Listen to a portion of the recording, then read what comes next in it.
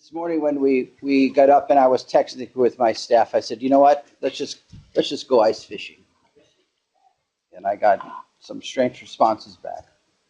So this is a place that I have normally held constituent meetings, and in many ways, this is the same thing. This is outreach to the issues that my district is having on broadband. I live out in Goldstream off of Murphy Dome Road, which kind of puts me geographically in the center of the north side of the district. This is an issue that has long been of concern for the people in Gulfstream and my voters who have been expressing a lot of concern and angst over their not to do it. Now, my District 4 is been surveyed and considered the most educated district in the state. It surrounds the university. At one point, living just past me was, don't remember his last name anymore, but I used to talk with him often. He's gone now, but he was the vice president for research. And he had to come into town to check his email. And obviously he could not do his functioning work at home. I've heard, last year I tried to do some survey work on where are the holes in broadband, where are the dark spots. And there were more comments on Facebook about what I was doing than there were people responding to the survey. And then I realized, like Dan mentioned this morning, you're reaching out to people with email who don't have email unless they come into town and check it. So I have been on this journey like everybody else who's been online for a long time, for better connectivity, being able to function at home, being able to have a cell phone that always operates. It's not dealing with cell phones. Cell phone world is pretty good, does it? But there's obviously some dead spots in town or in the valley. But the industry has done their job here for many years, and we welcome them and for what they're doing. But there's obviously needs other solutions. And we went on a journey last year when I just said to myself, what happens if I ran a cable from my house into the university, a fiber cable, and hooked it up and asked everybody along the path, hey, what would you want to hook up? Let's have a cooperative here. And then I realized in the calculation, what is it going to cost? What does it cost for fiber per mile? And the next thing is, what is the cost of hanging on a pole? I realized, wait a second, we already have an electric co-op here that I'm a part owner in. And why don't they do it? So we went on this journey. I said, so this is Seth Whitten. He's my staff. And Eliana back there, she's I'm in my office. So if you call the office, you're talking to them. And they were did most of the work on this. So I said to Seth, let's figure out if this is possible. What's in the way for doing this? And we realized that there were 53 electric co-ops in the country that had already done this successfully. Not in the planning stage, that had already done it. They had customers, they had deployment. And so we started calling them. And we got the same answers from all of them. I started off thinking, I'm going to give them 3 basic questions, and I'll get kind of the world on all of them from the same responses. Well, that was an education because 2 of the questions were irrelevant, dealing with regulatory issues. But there are 23 states in the country where the legislators have put up barriers to doing muni broadband, fiber, or co-ops doing it. Some of the locals have gotten through those things, but it's generally a barrier to prevent that from happening. So we got consistent answers to questions situations that I hadn't realized. One is, well, they all came to it reluctantly, or most of them came to it reluctantly, but there was always somebody that was the driving force, whether it was somebody on the board or community members or the mayor, and they all started off and it just steamrolled. Some of the responses were, we put out you give us $200 up front and we'll hook you up as we're going by. You get it first. And they found out that when they were going by and they hooked up that neighbor, they had people running out with a check. Here's my $200. Don't go by. Hook me up now. They had 5-year deployment plans that were done in 3 because people wanted it faster. They wanted to be hooked up. In some towns, some situations, they only had residential, but the business community came in and said, you have to do us also. And these were places that already had providers, 1 or 2, but they were rural settings. And there were gaps in the service, and people wanted a better, faster way of hooking up. And then there are munis that are doing it also. The munis are deploying fiber in all kinds of configurations as well. And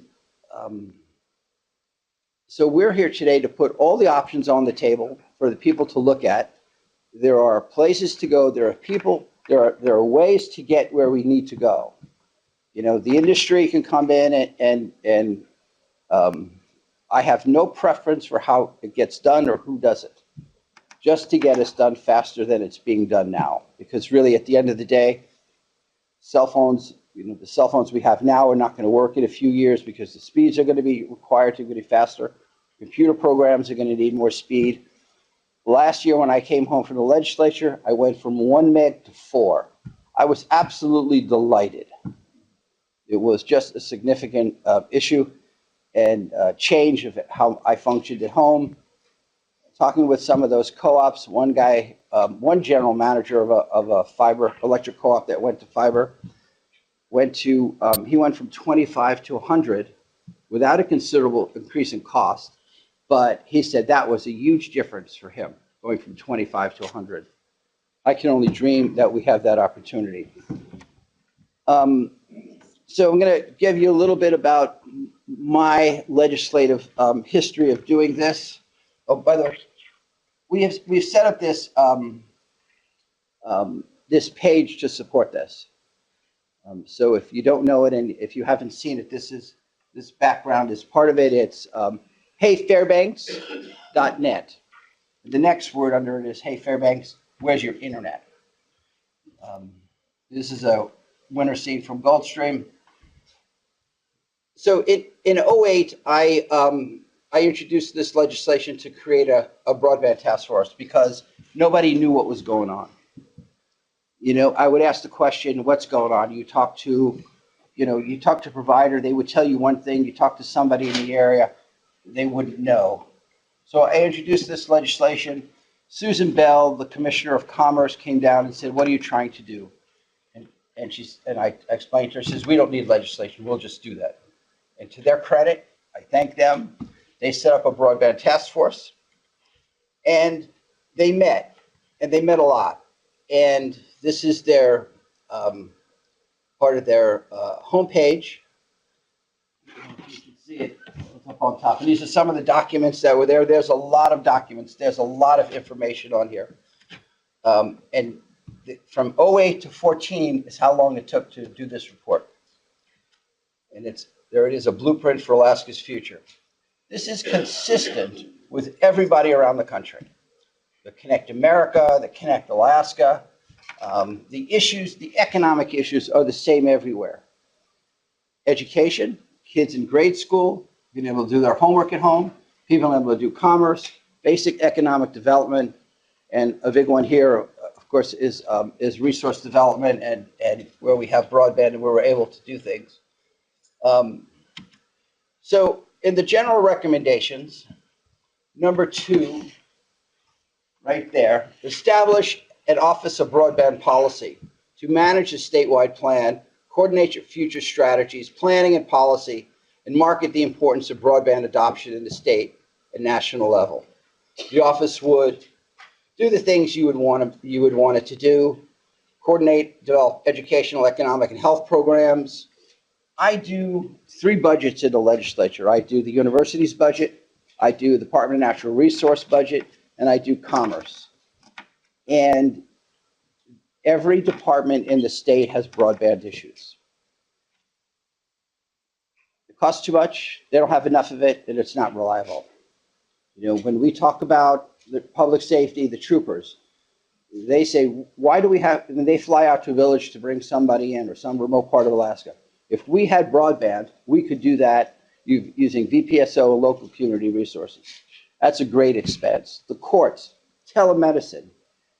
The halls are full of people in the legislature selling you equipment, software. But if you don't have access to broadband, then all those things are the second question. So last year, I introduced legislation to create a broadband development commission or corporation. My intent was to fill the gaps in the infrastructure in the state. And using whatever stream of money, wherever we could get it, there's lots of resources that are out there to do those kind of things, whether it's FCC or NTIA or this is not just for the people. This would create neutral infrastructure that anybody could use, that the industry could come to the state and say, we have a gap here that nobody can afford to fill. That would enhance competition. That would make faster speeds. That would be good for the state. And because one entity couldn't do it, theoretically, that would be one of the functions that the Broadband Development Corporation could do. So it has been, I actually haven't requested a hearing yet because there was a lot of stuff going on, the evolution of the bill. We will be doing that early this next session. Hopefully we have one session next year. But in this legislature this year, this is the operating budget that was passed and signed, and this is the section on community and Department of Community and Economic Development. I put in this language part of as a goal for the state to get a better understanding of what's going on. You can talk to every provider. You can look at the FCC maps, and they overlay, and it says all of us have everything we would ever want. We know that happens. There's no place to go to understand who the provider is, what is the best service I can get without every individual making phone calls. Just this morning, I went on to, I was online.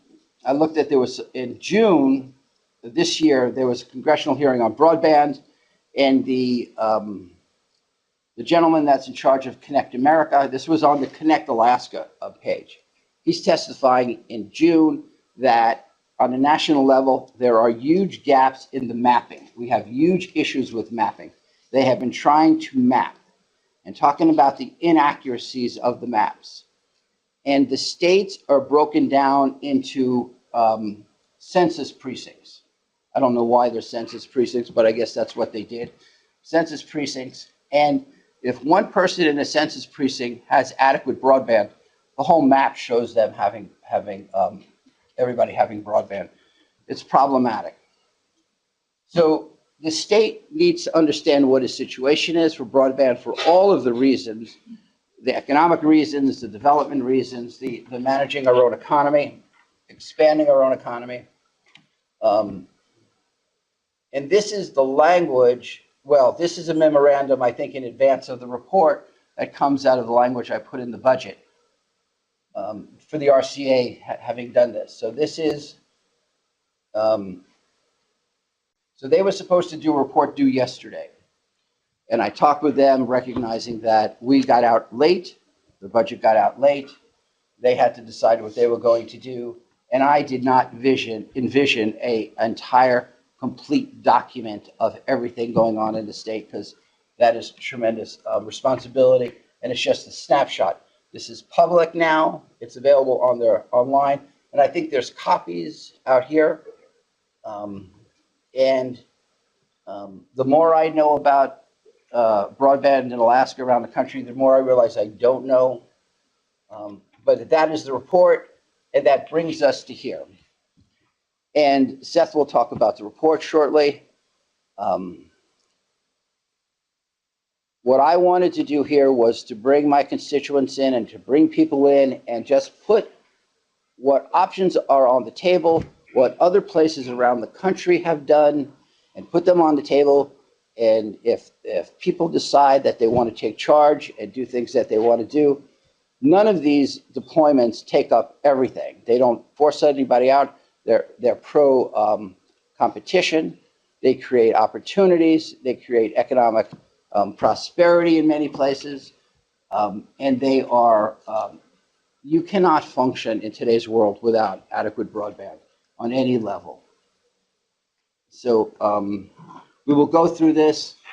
Nobody told me to do where the exits are, announcements that people have. There's coffee. There are some snacks around the corner. We will take breaks when we want to take breaks. I envision we'll have some technical issues, so that always happens. I'm kind of like doing that, hoping that they won't. But so this is a kind of a free forum. We will have questions when we need them. Each presenter will have the ability to say, just wait till the end or whatever they want to do. I want to thank them for coming or being online. At the end of the day, I mean, I imagine people will be coming. My constituent meetings, people are used to coming and going all the time. This is a tough one because I've tried to set this up in a format where we start at the beginning and it kind of progresses through the issues and the presenters' issues. So I want to thank you all for coming. People will be coming and going. So if they want to, if you're here and you want to send your friends or family, this is the address where we're streaming online. So it's media.uaf.edu. If you're there and your family or friends have adequate broadband,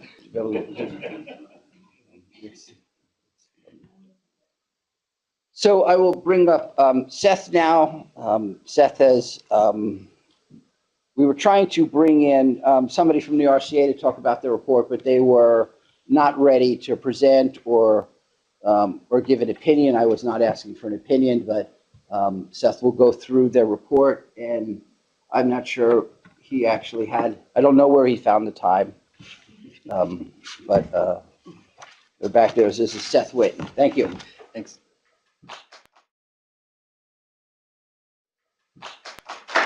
Thank you, guys. Appreciate that. Thank you for being here today. Thanks to folks who have traveled from Delta Junction, from Minnesota, from Missouri. I think we've got a really great program put together for you today. Got a couple folks one from the East Coast, one that's calling in from Seattle. So we really did reach out far and wide to try and figure out who's got good information on what's out there. So my job right now is to talk to you about this RCA memorandum, and they are on the back table back there. So if you want to grab one of those and you didn't, feel free to hop up and grab one. I'm not going to read it to you. I've kind of done a close reading. Yes, sir. Where can you find that online? I will get the link on our www.heyfairbanks.net site. I don't believe that the RCA has posted online. As of the beginning of the week, we were still not sure we were going to be able to present because they hadn't said, yes, it's definitely public, go ahead with it. But if you look at our website in the resources section of www.heyfairbanks.net, we will have all the resources from today's workshop, so that'll be there. One thing I will say, the copies that are back there, trying to be a good steward of state resources, I didn't run color copies, and so there are some maps that are in the back of the memorandum that show some coverage from response from internet service providers. Those will be also up on our website when we get there. So if we're talking about maps today, I'm happy to have that conversation to entertain questions. If you want to take a look, I do have a copy up here. So grab me, or I can set this somewhere where it's accessible to everyone and you can kind of get an idea of what that is. So as Rep. Guttenberg said, the RCA is working on a comprehensive report, and it's really very exciting because last session we were going, who's got the answers? Who do we talk to figure out what the scope of our challenge is? You know, where are the gaps? And what you find out is people kind of go, we don't know. Nobody has the answers. Well, who's responsible? Well, we're not really sure. Nobody is, exactly. And that's kind of one of the interesting things about where we are with telecommunications. It's changed so much. I don't have to tell anyone in this room that over the course of the last 10 years, let alone the last 20, things are just completely different than they were. And so because of that, there's some catching up, I feel like, at the local, at the state, at the federal level, where we're figuring out, how do we track this stuff? How do we make sure that, we're making sure that public utilities are serving the public interest? Is the internet even a public utility? I mean, that's still a conversation that's being had out there. And I see some smiles, and I know there are a lot of different opinions on this. I would like to say today too that our goal isn't to promote any single opinion. Our goal is really to look at what's out there. And so when Rep. Guttenberg went to the RCA and said, we want to start looking at this and we want to put some intent language in the budget. I'll tell you that their initial response when Rep. Guttenberg said, hey, I'm thinking about doing this, they didn't jump for joy and say, oh, you've got more work for us? That's excellent. We're not busy enough. They said, oh, terrific.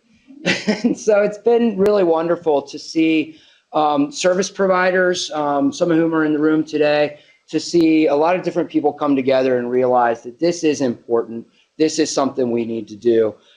There is a lot going on at all levels of government. And let's start back with the FCC's transformation order. So the transformation order in 2011 basically said lifeline high cost support. So this is high cost supports under universal service funds for the FCC. And I'm sorry, I should maybe take a step back. Universal service funds are funds, they're state and federal.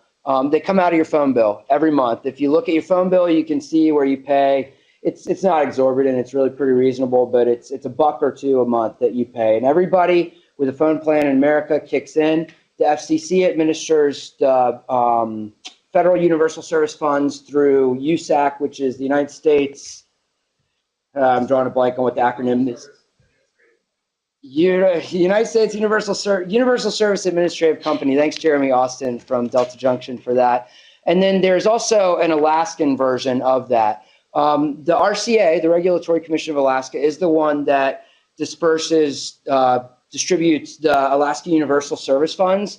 And we'll talk a little bit about when the last time they looked at what they're doing with those is, and I think that'll be interesting. But basically, there's been a shift in federal policies from ensuring that universal voice service is available to everyone to promoting ubiquitous broadband access. So when you hear about the transformation order from the FCC, that's what we're talking about. It's the FCC came out in 2011 and said, okay, we've done pretty well getting phone service to everybody. And we realized that it's not about the phone anymore. Somebody can have a phone, and if they don't have internet access, they're not able to pay their bills. Their kids aren't able to do their homework. They're not able to work from home. Whatever it is, they're really limited. And so we're going to switch to really focusing on ubiquitous broadband and broadband deployment. So the RCA is also considering the way that they're funding end users. It's about $35 million in state funds. The state USF funds that are given out is roughly $35 million a year. And that is really going to phone still. It's going to promote phone connectivity. And so the RCA is looking at conducting its first significant review of state universal service funding since the federal priority shift in 2011, looking at changing from voice networks to these broadband networks in terms of what the priority is. We talked a little bit about the intent language, and I know Rep. Guttenberg had put it up there. I'd like to just read that to you, so as we go back to that, you're aware of it. I won't lie to you, I'm proud of this intent language. Many of you who are from Alaska and have followed the legislature know that it's not the easiest thing to get a bill through. So when this intent language goes into operating budget, that's a big deal, and it's saying that a whole lot of people are looking at this and saying, yeah, that makes a lot of sense. Let's get that in there. So the way that the intent language in HB 57, which was the FY18 operating budget, reads is the intent of the legislature that the Regulatory Commission of Alaska provide to the House Finance Committee, the Senate Finance Committee, and the Legislative Finance Division by December 1st, 2017, an analysis of Alaska's current broadband coverage and providers' planned coverage expansions, and a description of the remaining gaps in statewide infrastructure and financing. So that's that's one paragraph. There's a lot going on there, and we're asking a lot. And we'll kind of get through that as we go through the memo here. Right up front, let's talk about a couple definitions too. If anybody does have questions as I'm going through, I'm okay. If you want to jump in, if we feel like it's appropriately addressed at that point in time, we can go ahead and talk about that. If we feel like maybe it would make more sense to bump it a little bit later, we'll do that. But do feel free to jump in if you have a question or a comment. So the FCC defines broadband as high-speed internet access that is always on and faster than traditional dial-up access. Who remembers the so that's dial-up, right? A lot of us here in and around Fairbanks still deal with DSL today. It's coming through our copper wires. It's a little bit faster than what we were dealing with when we were getting those free America Online CDs in the mail. I don't know if you guys used to get those. I kept a ton of them because I was like, oh, wow, these are going to be worth something. So if you want your free America Online CDs, give me a call. Contact our office. I've got this for you.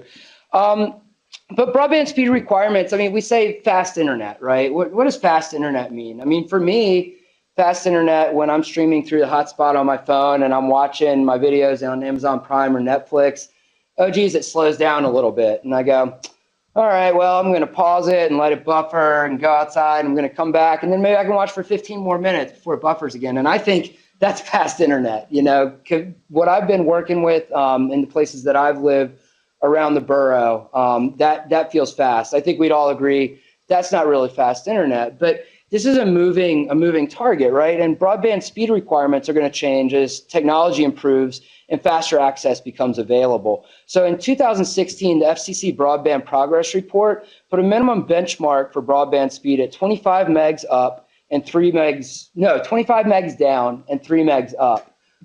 Does everybody kind of have a rough understanding? We talk about up versus down of what we're doing there. We're talking about download. I mean, at this point, that's all really a lot of us care about. Can I watch my Netflix? Can I download the documents that I need from work? And that's what we really worry about. And that's why when we say 25 meg up, 3 meg down, no, I'm sorry, I'm doing that wrong again. 25 down, 3 meg up, that's the difference there. And that's why that 25 is such a order of magnitude greater than our upload speeds. But the reality is, you know, this is changing. I've told you, I'm able to stream videos through the internet setup I have at home. When I go to edit our website, our heyfairbanks.net site, and I try to send information back up, big problem. And so what we're looking at today too is the nature of some of these networks. And when we talk about symmetrical networks, while we're talking about broadband and broadband speeds, I want to go ahead and throw out symmetrical versus asymmetrical. So when we talk about asymmetrical, that's saying 25 down, 3 up. It's not the same, right? When we get into these, some of the models we'll look at later, they're running symmetrical networks where you're getting the same speeds up and down. Now, that may seem at this point like, why do you need 25 meg upload speed? Why do you want a gigabit of upload speed? And I think, you know, today, I can't answer that for you. I can't tell you. I've not put on the virtual reality goggles and, you know, gone, whoa, and gotten sick to my stomach. Yes, sir. What is it? Backups. Backing things up. If you're backing up, like what? What are you backing up? Photo libraries, your music library. I spoke to somebody recently, actually, and this kind of speaks to the business side of it, who's coming to town to work on a television commercial. And they need to be able to send their backups back to this company in Colorado. And so we got a call at our office saying, who's got the fastest internet in town? What are we going to do? Because we can't sit here for 3 days waiting to upload 1 day of files. So exactly, there are plenty of reasons. And you know, I kind of say facetiously, I can't tell you why. What I can tell you is, having seen how fast things have changed over the course of my adult life and knowing that they're just changing faster and faster and faster, we can't even imagine what we're going to be using the internet for out of our houses in 10 or 15 years. I mean, as virtual reality, and I don't mean to sit here and tell you all about the future and cars are going to fly and Michael J. Fox is going to get over Parkinson's and all this stuff, but the future is crazy and we can't predict it, right? And so if we're building networks where we're spending all this money on infrastructure right now and we're not planning for future capabilities, then we really need to think about what we're doing. And that's kind of what the RCA is looking at here too, because we've got to plan for the future. It's not that it's not going to help us. It'll help us short term, great. If we get everybody hooked up today at 4 megs that Rep. Gumberg has at his house, we'd all be happy. We'd all quit screaming about it. And it might be another 10 years before we'd be back here screaming about it. But what we want is to really look at what we're doing and consider what's smart. How do we plan ahead? So we talk about right now, the FCC is still holding their definition of broadband at 25 down, 3 up. Now, there's been a little bit of conversation that, well, wireless, we've got 10 down, 1 up, and maybe that's broadband. And we'll see what the FCC does with that, why they would choose to say, you know what, here we are 2-3 years later. Let's say broadband is slower than we said it was 3 years ago. I think that's probably pretty unusual in the scale of technology. And I see one of our presenters kind of nodding his head back there. And I'll let other people address that as we move on. But that's where we are now. That's the situation we have. FCC says 25 up, 25 down, 3 up. When we talk about last mile, another definition, last mile of internet is the connection to your house.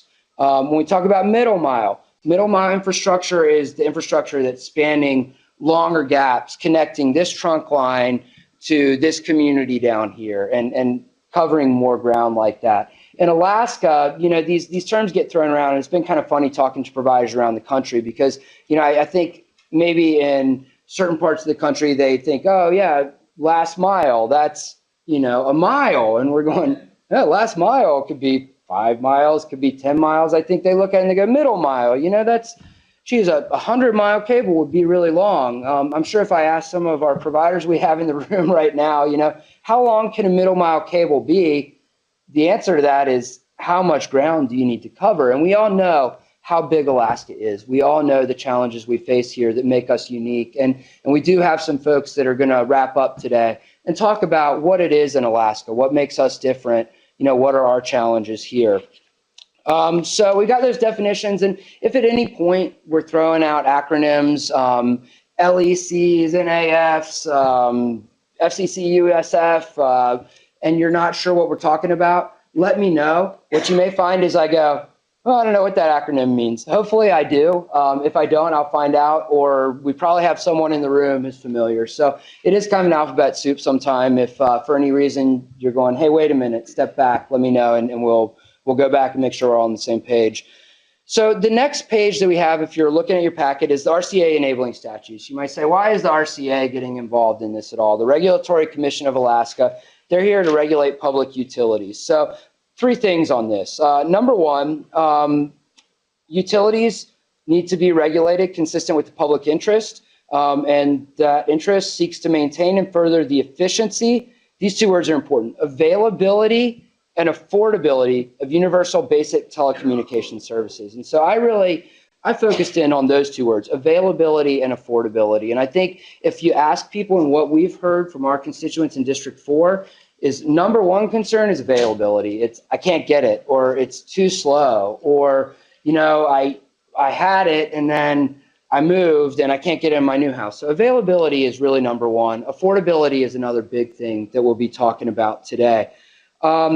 Second, public utilities. So the RCA can maintain public utilities consistent, or can regulate public utilities consistent with the public interest, right? So what's a public utility? And if you go on down, you'll see a public utility includes every corporation that owns, operates, manages, or controls any plant, pipeline, or system for furnishing telecommunications to the public for compensation. So then the next thing we go is, well, what's telecommunications? And again, this is all a conversation that's being had across the country at the national level. I mean, I think there's very little doubt that broadband services qualify as telecommunications. Whether or not broadband is a public utility is an ongoing conversation. And that's one of the reasons that I like the way that the RCA structured this section of their memo here, because then they go on to say they define telecommunications as the transmission and reception of messages, impressions, pictures, and signals by means of electricity, electromagnetic waves, and any other kind of energy, force variations, and impulse, whether conveyed by cable, wire, radiated through space, or transmitted through other media within a designated area or between designated points. So unless something crazy happens with technology, in the next 15 to 20 years, I think that pretty much covers it and pretty much says our broadband services fall under this telecommunications category, and then that's placing them as a public utility. The next two sections you see, if you're following along at the bottom of that page, deal with accessibility for hearing impaired services, and they deal with establishing the state authority to collect the state universal service funds. That is that $35 million we were talking about earlier. If you're following along with me, then we go into the history of infrastructure deployment. This document is really great. If you're looking for a primer on how we got where we are, I'm not going to read this to you because we've got other stuff going on and you're all perfectly capable of reading it on your own. But essentially, we've gotten here from a time when there was a huge telephone monopoly. Does anybody know who that was? I had to look it up. Ma Bell. Well, and then AT&T. One of the things I learned last night was there was a period where AT&T pretty much owned everything. And then it was the early 80s that the feds came in and basically said, hey, this is kind of a problem. We're getting a little bit antsy with one company controlling all of our telephone services across the country. And this really gives a good kind of overview of what that history is. It talks about monopoly franchises, which is where we were. And that sounds like a bad word. The reality is these networks are huge. They're complex. They're incredibly expensive. And so it takes a huge investment from the businesses that are willing to get into this. And you know, thank goodness we've got folks who have really done that and who have made significant headway. And you know, we look forward to working with those people, to having the players work with the RCA, work with the state to identify where our gaps are. But we moved in, if you go through this page, we get down to the competitive era. It talks about the dynamic of competition, that it gets introduced into long distance markets first in the 80s, and then later on into our local exchange markets. And so just one thing that was a good refresher for me, I was born in 1980, so I don't remember, I'm not a proper millennial, but I also don't remember, you know, the big phone monopolies and the phone wars in Alaska and everything else. But it used to be, you could be a long distance carrier, phone carrier, or you could be a local carrier, and you couldn't do both. You could do one or the other. And that made it really easy because the federal government was able to say, if you're a long distance carrier, or you're going across state lines, we regulate you. If you're a local carrier, you're staying in your state regulates you. And it made everything really clear and easy for everybody. And everybody understood, you know, what authority each part of the government had and what responsibilities were.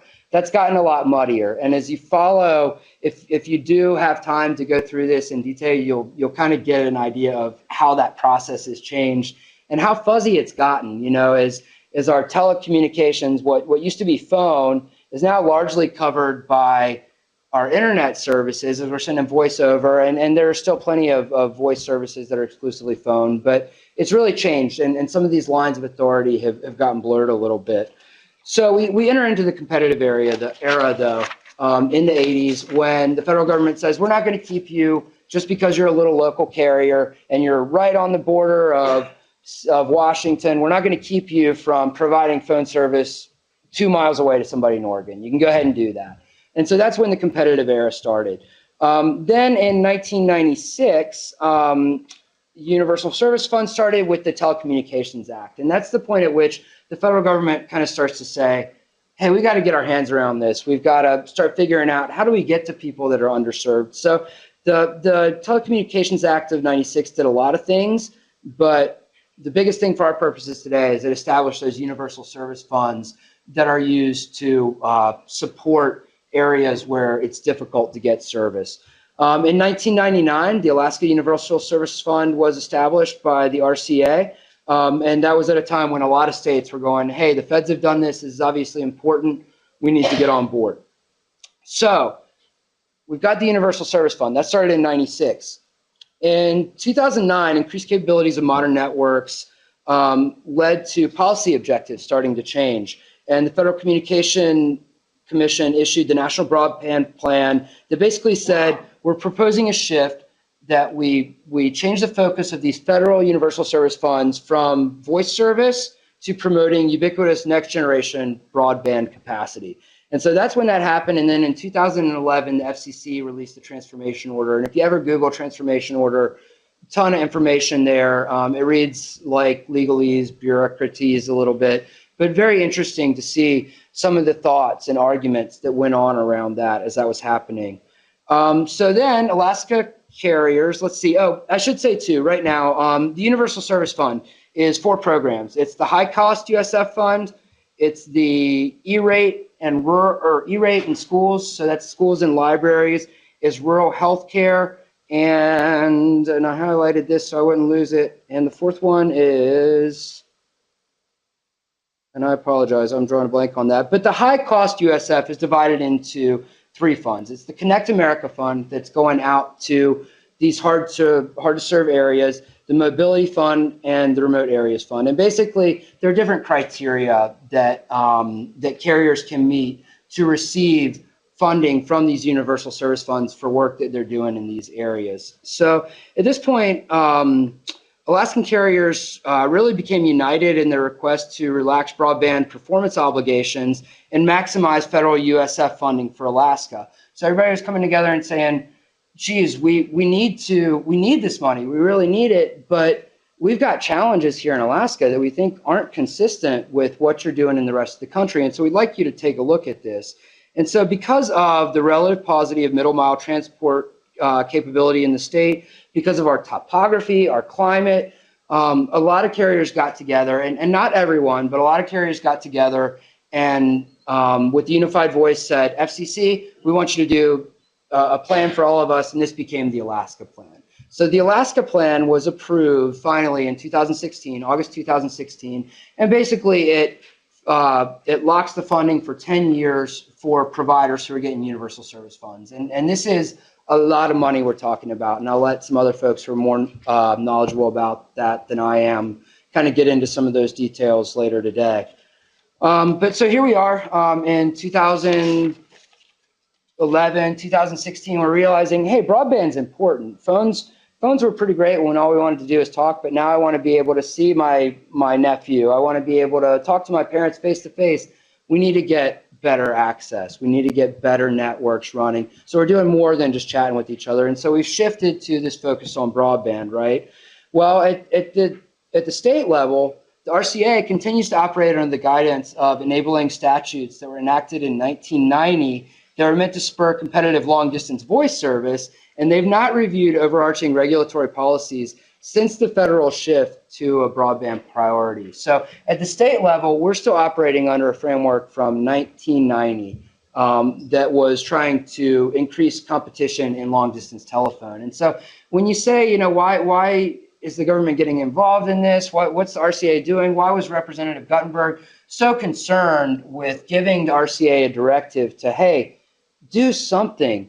This is why, is because what the RCA is operating under, and I don't say this to give them a hard time at all. A lot of great people there, a lot of wonderful people have put in a lot of great work on this memo and on the report that's coming out.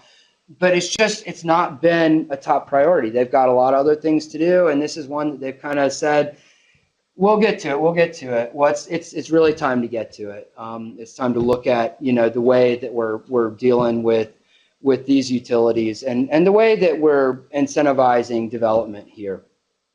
So let's see, modern network characteristics. I won't spend a lot of time here. Transmission of voice and data service involves 2 main components: local distribution, or last mile, and long haul transport, or middle mile. When we talk about long haul transport in Alaska, again, I want to emphasize that we understand that in our state, long haul means something a little bit different than it may mean to other folks in other parts of the country. And I would encourage you, if you've got questions when you're hearing about some models in other places, don't be afraid to say, yeah, that's great. You did this in your state. What about Alaska? What about the size we're looking at? And two, the other thing I want to emphasize is really the purpose of us being here today. We're starting the morning kind of with an overview. The purpose of being here today is to look for local solutions. It's to look for District 4. So while Rep. Guttenberg will continue to look at what we can do at a state level to make things better for Alaska, today we really are talking about District 4 too,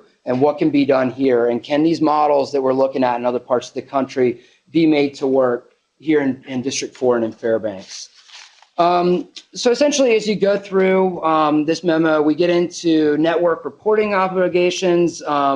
We get into the jurisdictional debate. We talked a little bit about how it was easy when it was long distance phone carriers and local phone carriers, and long distance was federal and local was state. This has all gotten blurred a little bit. The RCA has done a great job of kind of walking through some of these issues.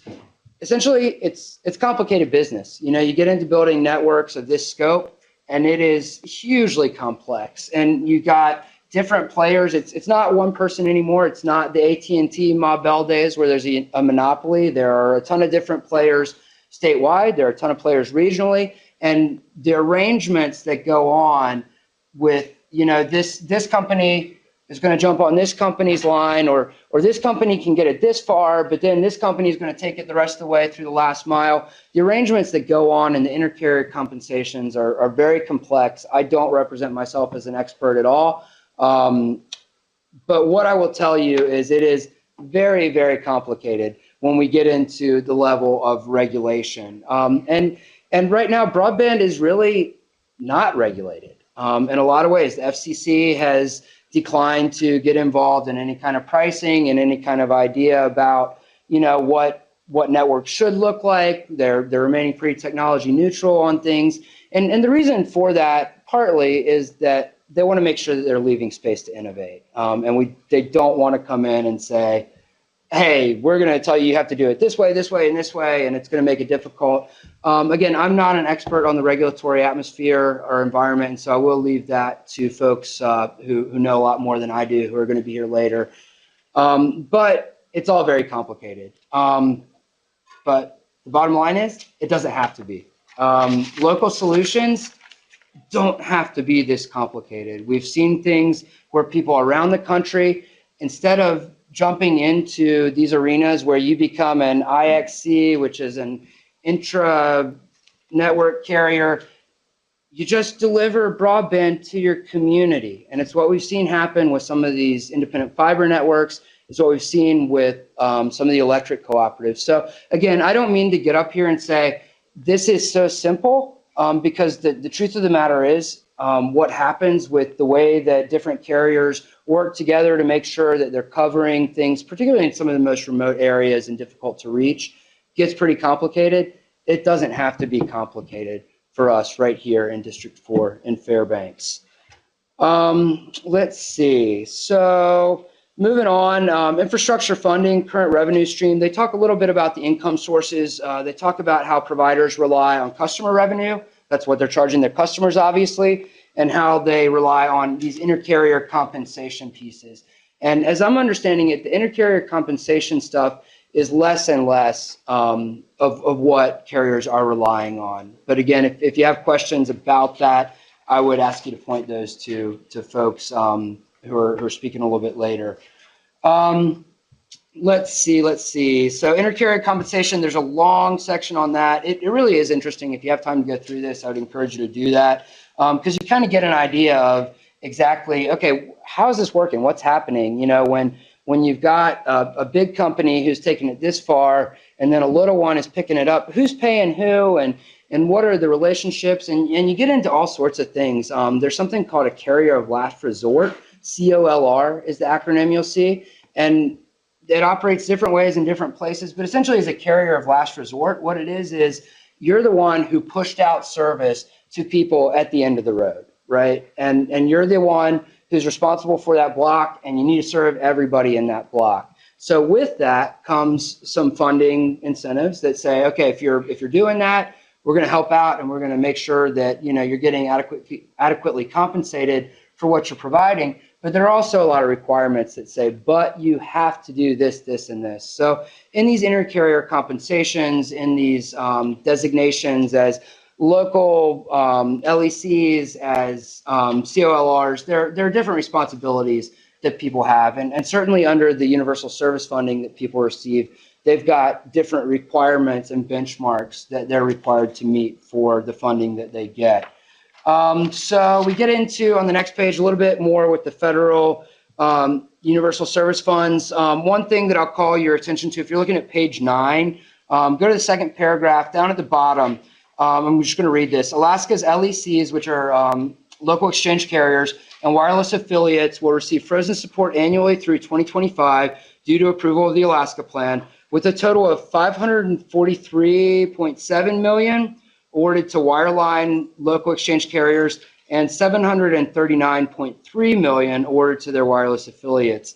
And one thing that I thought was interesting, I mean, that's a lot of money and it's expensive to do what people are doing. That's the federal universal service funds that are coming from the FCC. One thing that struck me is, like, I just did kind of the quick and dirty addition in my head.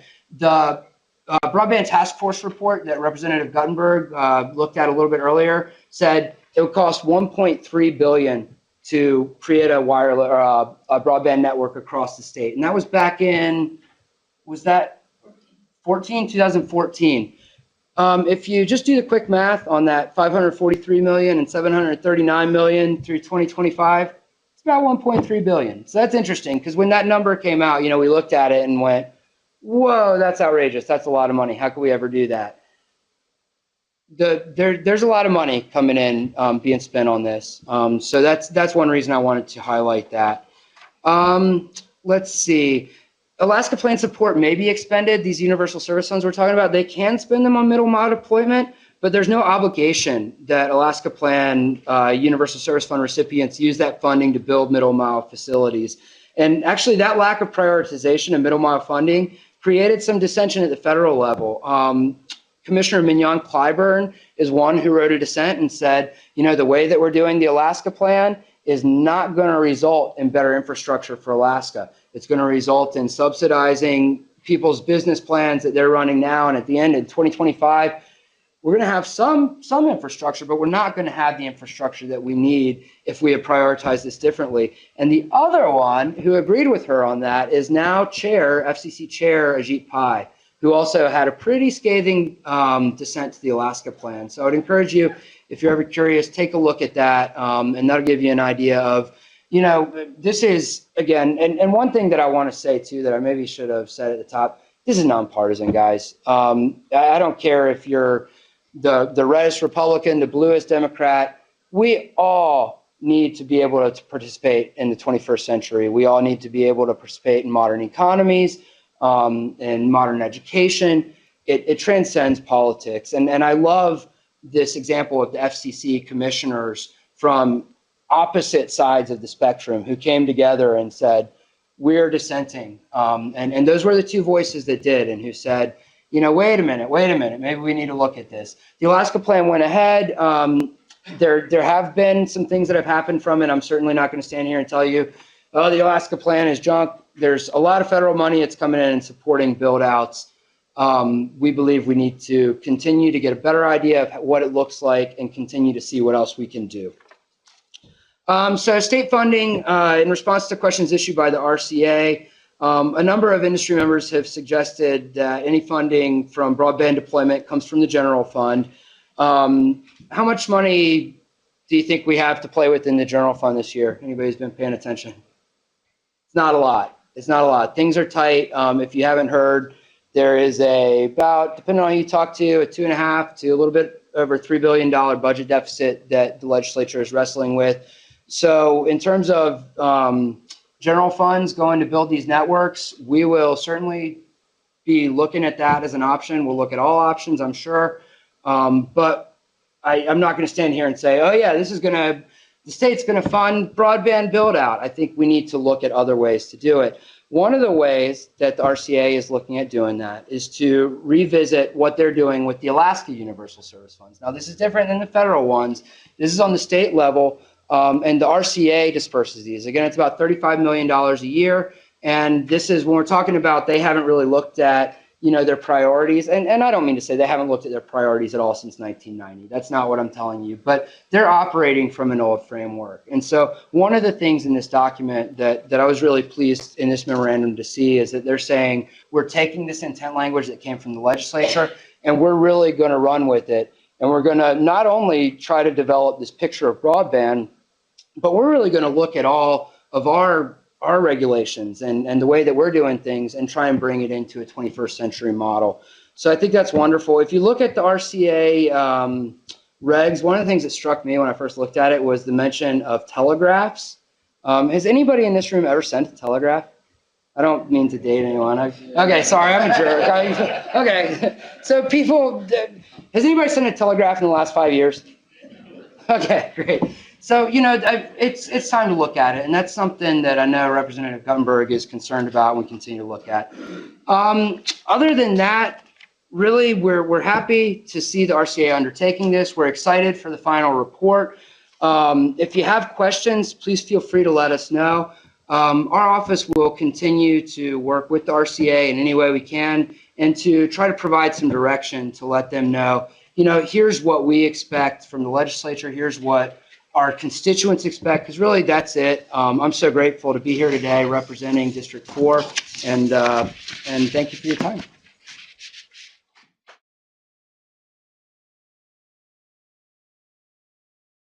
It's all yours. Okay, thanks so much. I really appreciate the introduction. I appreciate the opportunity to be here.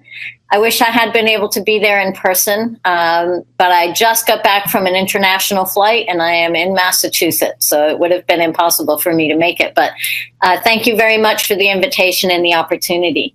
So I've been at Next Century Cities. We're 3 years old. We're a very new organization, and our real goal is ubiquitous access. It's all about fast, affordable, and reliable service and ensuring that everybody has the opportunity to have that. We are nonpartisan. I love hearing people talk about nonpartisan because we represent folks who are very, very conservative all the way to people who are very, very progressive. So it's a wide range of people, but we all agree on the fact that broadband is necessary. And again, we don't care how we get it done. We just want to see it get done, right? Getting it done is important. I will mention that during the break, I was on camera and watching what was happening. I listened to a couple of the speakers, and I must say hi to my friend Mark Erickson, whom I saw walk by the camera. I understand he's going to speak later, and I think you'll be really pleased to hear from him. He's a brilliant, brilliant gentleman. So I actually got involved in this because I care deeply about equity. And I was a science and math teacher, and then I was a principal at a one-to-one laptop school, and it occurred to me that having a device was only helpful as long as you could access the resources. And accessing those resources meant you needed access, right? You had to have broadband access, and just getting it at school is not enough. You need it at home as well. And so that's what really got me interested in this work and in digital equity in general. So why are we, why are cities really caring about this so deeply? And I talk to cities every day all over the country. And really, it's all about economic development. It's about the fact that real estate prices go up when you have broadband, and it's very hard to sell your house if you don't have it. That it helps with education and transportation, telehealth, telework, entertainment. I got to be honest with you, I'm not moving anywhere that wouldn't allow me to Skype with my grandchildren. And I think we're seeing more and more of this happening all over the country. Communities are finding that their young folks go away to college and they aren't returning. And that wonderful way of life is dying out. And until we can figure this out, until we find solutions to this, we're going to continue to struggle in rural America. Please change the slide. So Next Century Cities really came into being because a group of mayors got together and said, this is really hard stuff. It's complex, it's confusing, there are policies and laws and ordinances, and there's technology involved in this work. And that really, it gets in the way of them being really good leaders for change in this area, and they really needed support. And that's really what we're about, is providing that kind of support.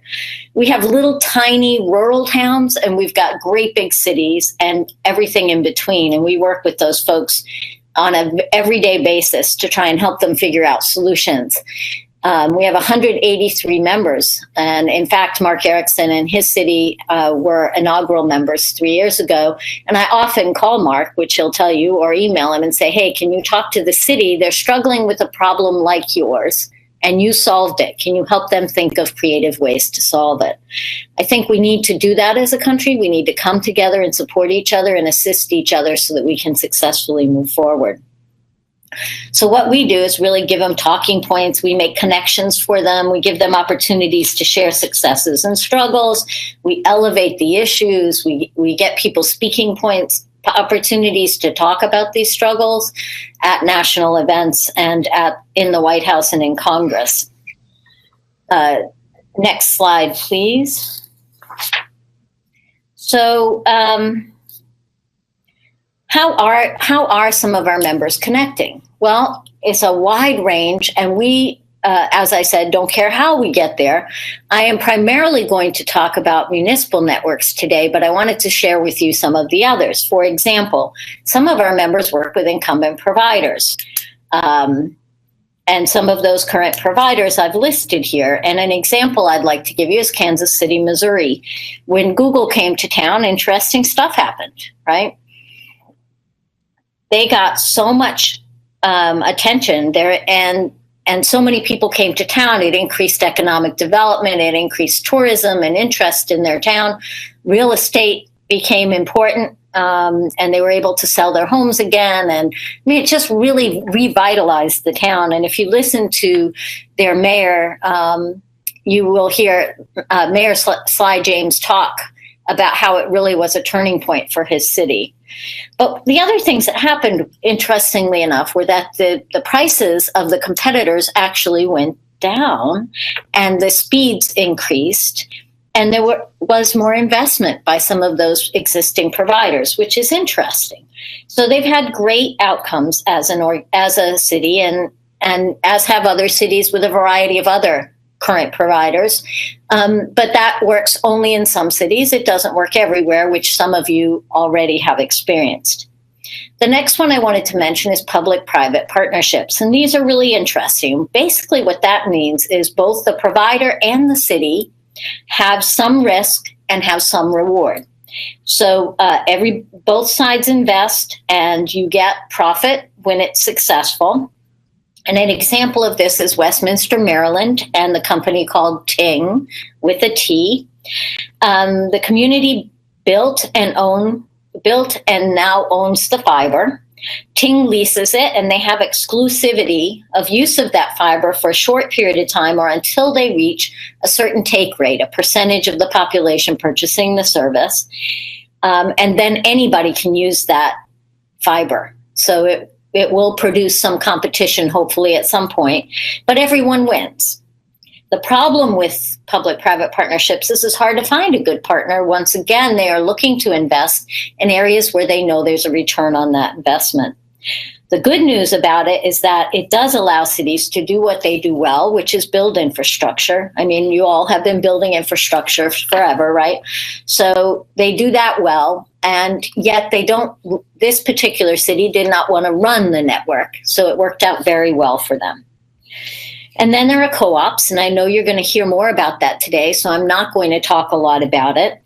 But I will mention to you that in rural Kentucky, they have 5,286 square miles of fiber to the home that was built exclusively by co-ops. And this is really difficult terrain in very rural areas. And so it's really good to know that this is a doable thing, that co-ops have a very successful track record, that they own infrastructure already, that they know how to manage these types of infrastructures, and I think would be a really positive solution in rural areas. Then we can talk a little bit about an open access network. So an open access network is a network that is built by the city, but they don't run anything over that fiber. They allow that fiber to be leased by any provider that wants to use it. And so an example of that is Ammon, Idaho. Now, if you're interested in what Ammon, Idaho has done, you can go to our website, because there actually is a nice video there that gives you really clear idea of what they've done and how it has impacted their city. Ammon is in one of the most conservative parts of the country. So it's an interesting creative solution, very well supported by very conservative part of the country. This is, again, not partisan. This is, we got to solve this problem. Let's figure it out. And this was their solution. So literally, if you're in Ammon, Idaho, you have multiple providers to choose from. Some of them provide a gig service, a gigabit down, a gigabit up. So gigabit symmetrical service for about $50 a month. So unheard of in other parts of the country. I live in Washington, D.C. most of the time, and I pay a lot more money than that, and I get 25 down and 3 up. So that's a really great deal. And in their community, you can literally flip a switch and go from one provider to another. So it's really worked out well. Very transparent, you know, the costs of every single provider and the speeds.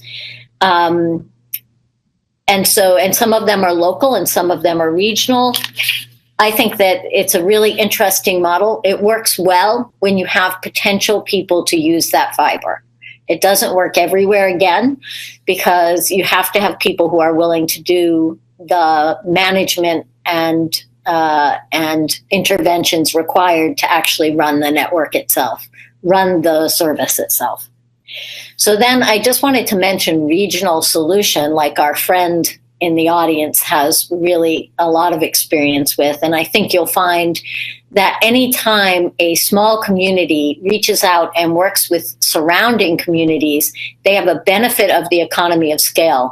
And it doesn't matter if you decide to use a co-op or you work with a co-op or do a public-private partnership, build it and manage it yourself. A regional solution for areas where there are not a lot of residents can often really entice more providers to participate. So always a good solution to consider. Okay, can you flip the slide, please? Because this brings me to municipal networks. So this is mainland United States, and you will see that this, I'll tell you that this map comes from muninetworks.org, M-U-N-I, muninetworks.org. They keep track of what's happening all over the country, and this is mainland U.S., and they have 95 communities they've identified here. If you go to their site, you can really look specifically at every single community here. You can zoom in, you can click on it, we'll give you details.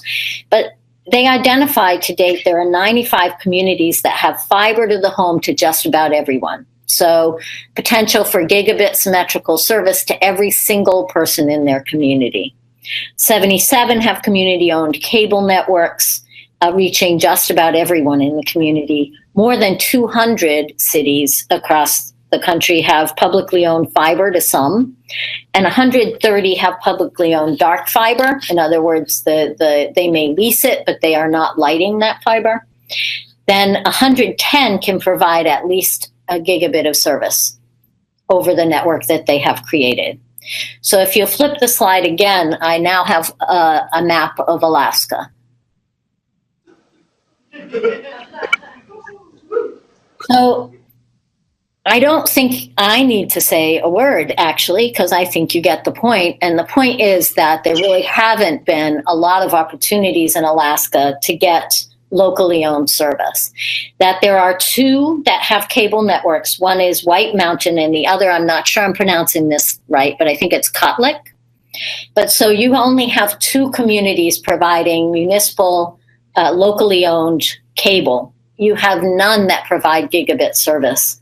And so interesting dilemma here that really requires some intervention. So if you'll change the page again, I'd appreciate it.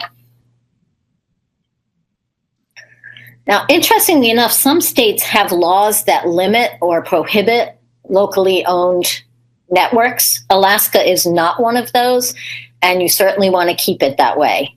I'm not saying every community should build their own network, but you want to have the option to do so if that's a viable option for your community. In other words, you don't want folks to be closing doors. You want every option on the table. We want every potential opportunity to solve this problem. So why build your own? Well, it's primarily about control, right? So you can control prices. You can ensure everybody gets it. You know that the profit, if you are a municipal network, you are a municipal government, is not always about how much money did we make, but what was the benefit to the residents of our community? Can they work from home? Can they access telehealth? Can the students who live in this rural community take Spanish 5 because they can take it online. So what are the things that really are profit making to a community? And they are always different than what's profit making, obviously, to a for-profit company. It would be lovely if for-profit companies were going to come in and build out to all of our communities, but it's not going to be fiscally viable for them to do so. So municipal broadband should be on the table as an option. So I'm going to talk about different ways that our communities have built their own networks. In some cases, they build it, they run it, they manage it, they do it all. Chattanooga, Tennessee is an example of that. They have a utility. They already had an electric utility, EPB, and it's interesting because this network that they built of fiber actually helped tremendously with their smart grid. And they were able to build to the entire community. So they actually offer a low-income service to families with children who receive free and reduced lunch. They have gigabit symmetrical offering. They actually have multiple gigabits for some of their medical facilities. They've brought great economic growth to the city. It's been very well planned, very well implemented, and quite fiscally viable. Some of our communities that have municipal broadband have actually been able to not increase prices for their electric utility because the broadband has been profit making. So another community built a network, but they contracted somebody come in and run it and manage it, and that's Leverett, Massachusetts. Now, Leverett is in western Massachusetts, which, if you don't know much about Massachusetts, really rural, really hilly, really forested, and had very poor service. In fact, every time it rained, Leverett lost their telephones. They couldn't call 911. They had no cell service, and when it rained, the copper was so old that they would lose telephone service, wireline service entirely. So there were lots of issues there, and so they built it themselves. They don't have a utility, but they contracted with other people. It's really not a public-private partnership because they contract for a service, and all the profit goes back to the city. So some of them build just to part of their city. For example, some communities build the whole community. Some just build to their business zone. And if you're thinking about moving slowly, building to a business zone is sometimes a great idea because you have some guaranteed tenants for your service that will be looking for a higher level of service, and therefore the profit might be a little higher. So you build there first. And then as the profits roll in, you can actually expand the service, which we've seen happen in communities around the country successfully. In some cities, they choose instead to do an institutional network, which is basically to support city functions like police and schools and libraries and town halls. It can both save money, but it can also save lives because it provides you with that great opportunity to ensure that you can keep your police and fire connected. And some have fiber to the ground and lease it to others, like Lincoln, Nebraska. So there's a wide variety, and the different ways you can do it may seem very unique to your community, but there are similarities and you can learn from each other. So an example of a city that built incrementally, very slowly, was Santa Monica, California. They had really good ordinances, really good planning. They did a little bit at a time, and they are now called the Silicon Beach. Kind of an interesting community. And so the next slide is actually about funding. So that's always something people ask me about, and I'm not going to spend a lot of time here because I know that you're going to hear about this from other folks, and I also know that it's pretty unique to a particular community in terms of how do you pay for it. But it's always at the center of the conversation. So I thought I'd give you a quick mention. There are very few available federal dollars. And I believe I heard an earlier speaker say really not a lot of state dollars either. So if you're waiting for that, you're going to be waiting a long time. But you can leverage some of these resources to help you work on the way that you pay for them to decrease your costs and decrease your risk. So rural utility service, E-rate, rural healthcare funds, those are potential ways, things you can leverage that could be helpful. And Mark will probably, when he speaks later, talk a little bit about the Community Reinvestment Act. I think you'll find some of these resources to be incredibly helpful in reducing the risk to the community, maybe even reducing your costs, as things like CRAs may help you get more favorable loans. And then you can seek bonds like some cities have done for other infrastructure projects. Some people raise their own taxes, and I'll give you an example of that. I mentioned Leverett earlier. They chose to raise their own taxes primarily because it cost so much for their cable service. They were paying so much for cable that it was cheaper to raise their own taxes and get a better rate for their internet than it was. That ended up being cheaper than just what they were paying for internet alone. So people were willing to do it, and they took an increase in their taxes over the next 30 years, and they have fiber to the home to everyone in that community. Others, like San Francisco, they are currently proposing to have a utility fee that everybody pays to every resident, like we do when we build out other infrastructure. Ammon, Idaho did it a little bit differently. They actually, only the homeowners who wanted the service paid that fee to get from the pole to their home. And that they were allowed to pay that along with their real estate taxes if they so chose, and to spread it out over 30 years again to reduce the cost. I believe the cost to connect a home there is somewhere in the range of $3,000. So $3,000 over the course of 30 years on my taxes probably isn't a big hit, and then I can get gigabit service. Okay, final slide, if you would. I'm going to take some questions, but first I wanted to say a few things. One of them is that communities really do have to find a way to take action. There really isn't an option to do nothing any longer. So you really need to go. You need to move forward. You need to implement. You need to do something. And I like to tell folks to keep in mind, there is no fairy broadband mother dropping in to solve this for you. Whatever path you eventually choose to follow, there are preliminary steps you can and should be taking. And really, Next Century Cities is here to help. So if there's any way I can be of assistance, I would really like to be able to help. And I will open it up, please, if you could, to ask some questions. Yeah, thank you. I want to say something first. My district included Kotlik at one time. And I don't know if you know where Kotlik is. It's way out on the coast, north of Amonak, at the mouth of the Yukon. And when I saw that map, I called them up. They had no idea what I was talking about. So this, I'm sure you weren't the source of the map, and I didn't call the other village, but Kotlik was delighted to talk to somebody that was interested in broadband because they had none.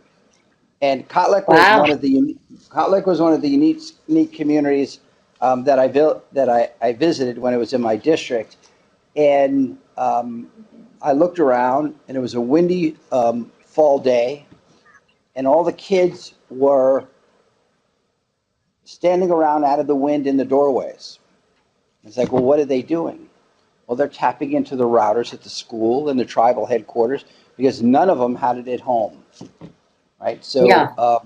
They all had smartphones. But I don't know where to go to correct that map, but I'm sure you got it from the same place.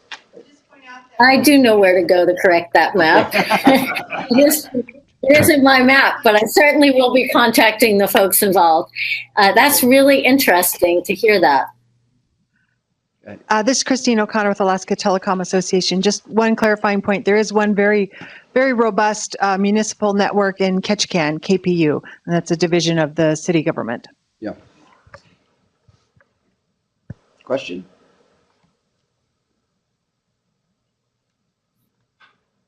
I wrote that down too. I'll make sure to share that with the map people. And they can call Cotlick or they can call me, or if they call the city, Cotlick's a small village. They probably would have to call the city manager to have a conversation about it, but they don't have it, unfortunately. Thanks for letting me know. So- That really is too bad. Yeah. So thank you very much for your presentation. My name is Luke Hopkins. In your organization, I wasn't able to look at all the details of who are members, but many times the powers that cities have are different than what counties have. And here in Alaska, of course, we have what we call boroughs, somewhat like what they have in the New York City area. But are any of your organizations like Miami-Dade County or other counties, or are they just cities? Because powers are different in those areas. Thank you. That's a really good point, and we actually do find that to be the case. And for example, Miami-Dade County is a member, and we have about 12 or 13 county members. So there are some that are counties. I agree with you that sometimes that is where the seat of power lies, especially in more rural communities. So any elected government official within a county or a city or a town can actually join. And I didn't mention this, but it's probably helpful to know, but it is free to join. So this is somewhat a no-brainer. We provide resources and help, and we only ask for our cities to agree to our 6 principles, which very kindly the representative read prior to introducing me. So I think that's a great point, and definitely for sure we are happy to have county members. One of the things I wanted to comment on, as part of the municipal deployments that have been so successful, Chattanooga, Tennessee was one that was mentioned. I think they're probably one of the oldest out there. But in terms of comparisons, speaking, that there are a ton of about 175,000 people. They're a little bit bigger than Fairbanks in terms of population, but they're spread out just as far. And their cooperative arrangement with their power company has been sort of a role model, I think, for a lot of groups out there in the country. So, in terms of a working model that's out there, I think they're a really good poster child for what really could happen here. I think the only other obstacle would be, of course, the middle mile, the infrastructure, outside of Fairbanks, obviously. Right. And the middle mile is really a big deal, right? Which not everybody understands the importance of that middle mile infrastructure, because without it, you have no backhaul, and without backhaul, you have no system. So absolutely got to have good backhaul, which I'm guessing is a really much bigger challenge for the rural areas of Alaska than it is mainland. Well, Hi, Deb. This is Mark Erickson. Thanks for lowering the bar on my presentation this afternoon. I really appreciate that. I have a question of my own about Next Century Cities. Do you have to have an active project underway to be a member of Next Century Cities, or can you be a community who wants to use your resources to help them find a way to get down that road? That is a very kind question. I appreciate your asking it, because I wasn't very clear about that.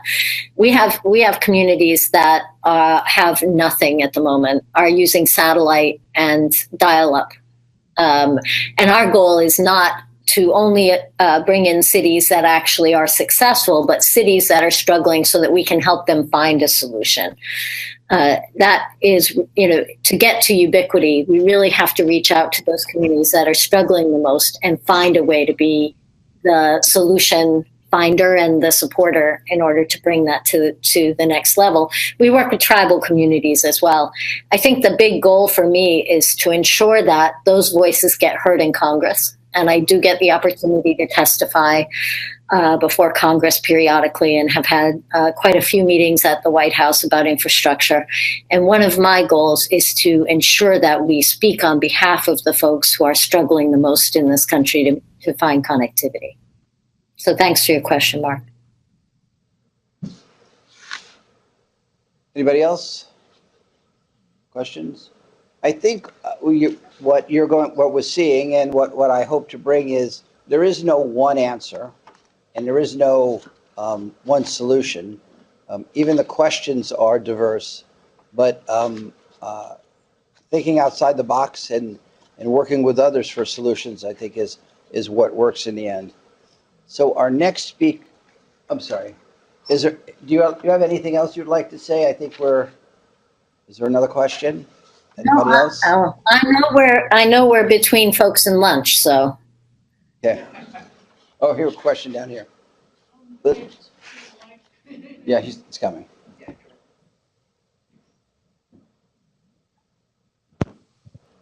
I know I've lived in places where in order to put in a water system and things like that, they've done a one-time assessment to the property owner, and then as new people built houses or did stuff, you know, within a 25-year range or something, they also pay that to be connected to the system. Does that happen much with this internet? We don't see it all the time. It really depends on the community and their willingness to take on that burden. I mean, it really is up to the local power structure and the local will to make that decision, but we do see it occasionally. Okay, I think it's one of the ways that people can. We pay a lot for nothing now, so. Yeah. You know, if I could turn some of that around into paying an assessment, I'd be real happy. Yeah. It's exactly the way they felt in Leverett, right? Even though it was a little bit different and they put it in their taxes, they were just happy to do it because it meant that they actually paid less for the service and they got really quality service. Okay. So I want to point out an equivalent here. So when I built my house, I'm in the same house I've been in for almost 40 years. Golden Valley paid for the first pole. I paid $1,000 for the next pole. I have never regretted it, right? I've been hooked up, right? And I say, some of the co-ops I called would say, you put up $200, you get hooked up first. I would gladly do the same thing for 2 gigs, where I have to put up, what do I have to do? We have to do, I mean, I think that philosophy comes down to, could this community do that and create an opportunity like that? That is something that I've talked to a few people about, but I think it's thinking out of the box. Don't think about what you can do. Think about what you can do. We will, thanks, Deb, I really appreciate it. I think we'll take a break now. Does that work for everybody? A lunch break? All right, thank you guys for sticking around, and we're going to continue through the afternoon. And thanks, Deb. Thank you.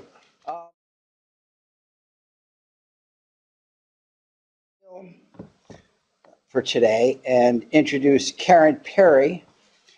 She is the broadband specialist with the NTIA, which is the National Telecommunication and Information Administration's Broadband USA. She's responsible for working with community stakeholders to develop new tools and programs to advance broadband deployment, adoption policies. Prior to being with the NTIA, Karen worked with Clarion Collaborative, a consulting practice that leveraged digital connections to strengthen and enriching communities. She worked for the Bill and Melinda Gates Foundation, where she's focused on expanding broadband to public libraries. And I know she worked here with Sue, advisor on the Broadband Opportunity Council report, capturing the commitments of 25 cabinet-level federal agencies to support broadband deployment. That by itself says a lot. She holds a master's degree in electrical engineering from Cornell and a BSEE from University of Washington. So Karen, this is your time. If you have trouble changing the slide, we'll do it on this side, but you have the floor. All right. Thank you very much for coming together as a community to talk about broadband. And I really love the title of your session, Building Better Broadband Solutions. It's a great focus. And I do have some prepared comments. I've reserved some time for questions, but I welcome your comments. As Sue knows, I could kind of talk about broadband for longer than we've got on the agenda, so I'm happy to go off script if there's things that you specifically want me to cover. but I did prepare a general overview for you. First off, I wanted to tell you a little bit about what we do. The National Telecommunications and Information Administration is part of the U.S. Department of Commerce, and we're the part that advises the president on telecommunications policy. We have kind of three major functions. Our team focuses on expanding broadband infrastructure, adoption, use, and also building capacity for broadband policies and programs at the state level, as well as in communities across the country and businesses. We also have another arm of NTIA that works on expanding the use of spectrum, and another part that does research on broadband and internet policy and other telecom policies. We always have to put some statistics in our slide to talk really about the gap that still exists. This almost seems like a silly slide because I'm sure you're here because you know the gap exists. The other thing that's a little bit silly about this slide is probably all these numbers are a little bit worse in your district than they are on the national level. So 10% of Americans don't have broadband at home. That number is much higher in rural America, and it's much higher in the remote areas that are part of your district. A number of children, roughly 21 million children, don't have the bandwidth they need for digital learning. 34% of non-metropolitan healthcare facilities don't have the bandwidth that they need for sufficient broadband connectivity for electronic records and information exchange. And 42% of public libraries, and many of them in Alaska, I expect that's still true, have 10 megabits per second or slower connections. Those are some of the numbers that we oftentimes share because people care a lot about, everybody cares about education and healthcare.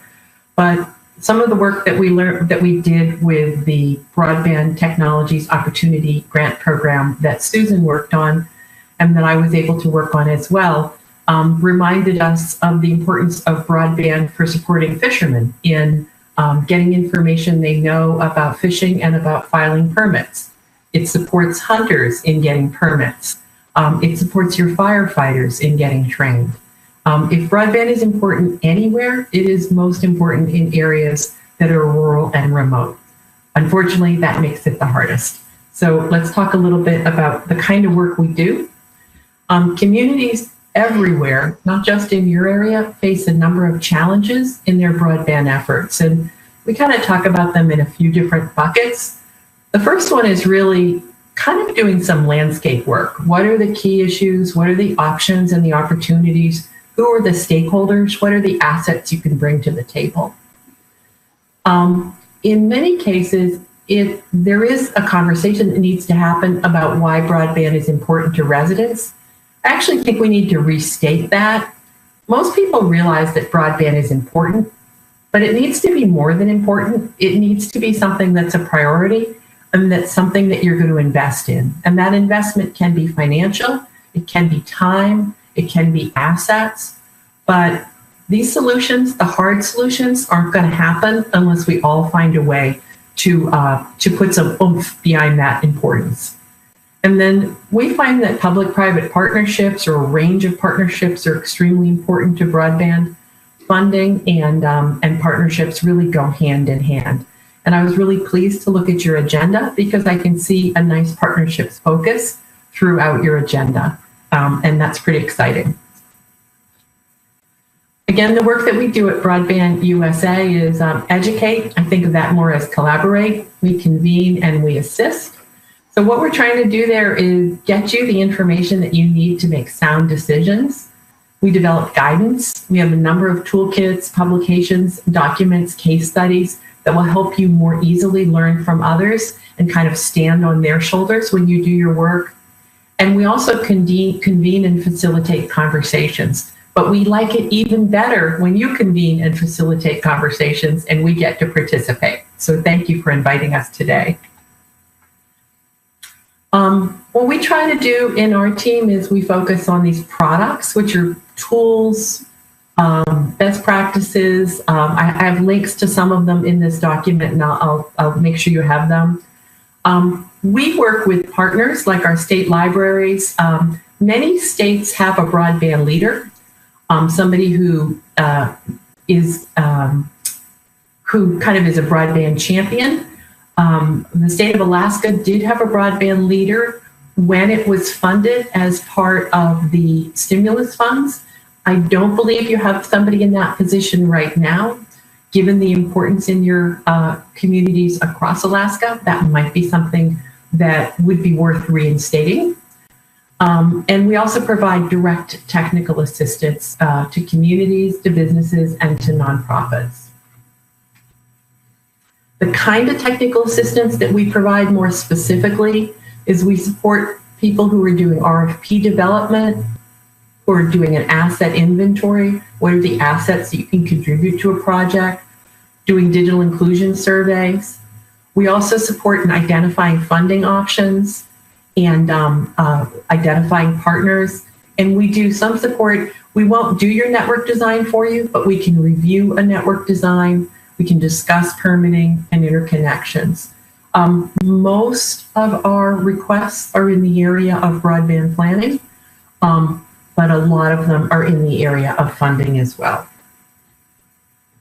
This is just kind of a pictorial of some of the documents that we have created that describe different types of tools to help with your broadband planning. They're all available on our website, and I do have links in this presentation. One of the ones that's a big hit is our broadband planning funding guide.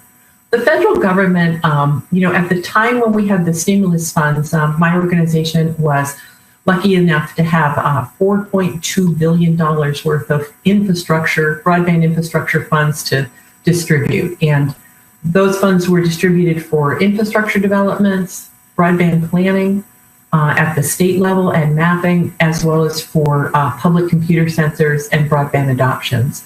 And Alaska benefited from all of those grants. We don't have those grants right now, so there's no real big pot of money other than the pot of money that the Federal Communications Commission manages as part of the Universal Service Fund. But what we've done with our funding guide is we've cataloged all the money that's available, what criteria is required to get it, and kind of provided links and information on that.